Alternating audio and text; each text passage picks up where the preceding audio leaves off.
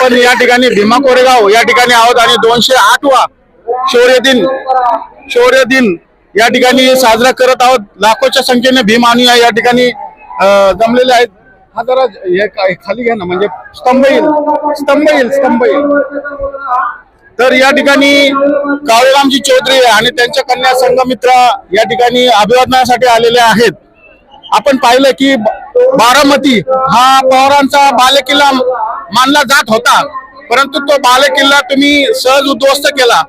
तर काय सांगाल तुम्ही, हा जो विजय मिळवलेला आहे हा महाराष्ट्राचा ऐतिहासिक विजय आहे आणि या ठिकाणी अभिवादन करताना काय तुम्ही सर्वांना काय या ठिकाणी सांगू इच्छिता? सहज तर नक्कीच नव्हता। 30 वर्षापेक्षा जास्तचा संघर्ष होता आमच्या पार्टीचा, बहन कुमारी मायावतीजीचा, आमचे जे नॅशनल कोऑर्डिनेटर आहेत आकाश आनंदजी त्यांचा, त्यामुळं सहज तर नाही मिळाला आम्हाला। पाणी देखील सहज नाही मिळालं, त्याचाही आमचा वेगळा संघर्ष आहे। त्यामुळं आता जी आमची लढाई आहे ती राजकीय पॉवरसाठी आहे आणि नक्कीच ते देखील आम्ही मिळवू। एक दिवस आम्ही त्या दिल्लीवरती ही अजेंडा नक्की फडकू।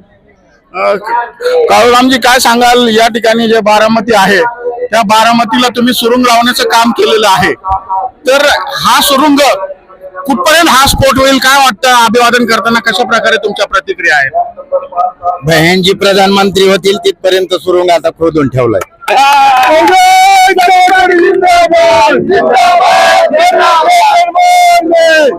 आणि मी निकाल लागल्यावरच सांगितलं होतं, माझी लेख मुक्त साळवे आणि पवाराच्या खानदानीला वेळोवेळी कांशीराम साहेबांना आठवायला आम्ही दोघा बाप लेकीने लावलंय। कांशीराम साहेबांनी पवार साहेबांना जे सांगितलं होतं ना तेच होणार आहे। बहुजन समाज या देशाची शासन करती जमात होणार आहे आणि ती जमात बनल्याशिवाय आता आम्ही शांत बसणार नाही। हा लढा आमच्या पूर्वजांनी सुरू केलेला आहे, तो लढा आमचा अखंडपणे चालू राहणार आहे। बाबासाहेबांनी सांगितलं होतं हा समतेचं रथ मी मोठ्या कष्टाने आणलाय, ज्याला जमाल त्याने पुढे वाढायचंय, ज्याला नाही जमत त्याने हाय तिथं सोडून द्यायचंय, कुठल्या परिस्थितीत पाठीमाग खेचायचा नाही। तो रथ आता त्याच्या योग्य मार्गावरती निघालेला आहे आणि या देशाची शासन करती जमात बनल्याशिवाय आता राहणार नाही। तुम्ही बघितलं पुण्यामध्ये तुतारी आणि घड्याळ एकत्र पुन्हा झालेला आहे, मग नक्की हे कसल्या प्रकारचं राजकारण आहे? हे राजकारण म्हणजे काय? हे तुतारी आणि मुतारीला एकत्र येण्यात बहुजन समाज पार्टीच्या भीतीमुळे आलेले आहेत। बहुजन समाज पार्टीनं बारामतीमध्ये खातं खोललेलं आहे आणि पवारांच्या बालेकिल्ल्याला सुरुंग लागलेला आहे, त्याच्यामुळे त्यांच्या पुढे पर्यायच नाही, एकत्र यावं लागणार आहे।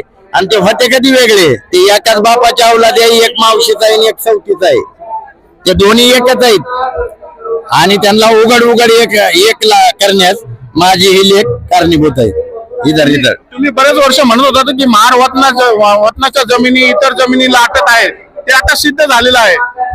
यापुढे काय? यापुढे अजित पवारच्या दारात महाराष्ट्रातील महारांना, मांगांना, सुतारांना, ओलाराला, टकाऱ्याला, वडाऱ्याला, कैकाड्याला, रामुशाला घेऊन अजित पवार आणि शरद पवारच्या दारात आंदोलन होणार आहे। आणि मी आपल्या माध्यमातून सांगतो, महाराष्ट्रातला हा बहुजन समाज घेऊन मी गोविंद बागेत बसणार आहे, कारण पवार साहेब तुमच्या वडिलांनी 1935 ला जो दस्त केलेला आहे तो दस्ताची कॉपी माझ्याकडे आहे। तुम्ही वतनाची 107 एकर जागा तुमच्या पवार साहेबाच्या वडिलाच्या नावावर 1935 ला झालेले आहे। सगळे डॉक्युमेंट मला आता बारामतीकरांनी दिलेत, माझी गाडीभर पुरावे दिलेले आहेत आणि ते पुरावे मी महाराष्ट्रातल्या बहुजन समाजासमोर मांडणार आहे। भविष्यात बारामतीला राज्यव्यापी आंदोलन होणार आहे, जे महार वतनाचं, रामोशी वतनाचं, या बहुजन समाजाच्या वतनाचं गुरुवाला सोडलं नाही, या अजित पवाराच्या लेखाने देवाला सोडलं नाही, देवाच्या जमिनी घेतलेल्या आहेत।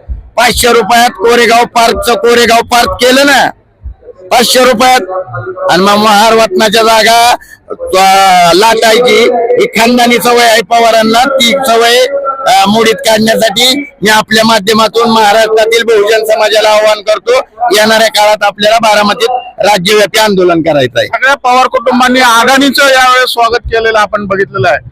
म्हणजे खूप मोठं आश्चर्य आहे की अडाणीचं हे सगळेजण स्वागत करत होते. काय वाटतं तुम्हाला हे नक्की आहे तरी कोणाचे?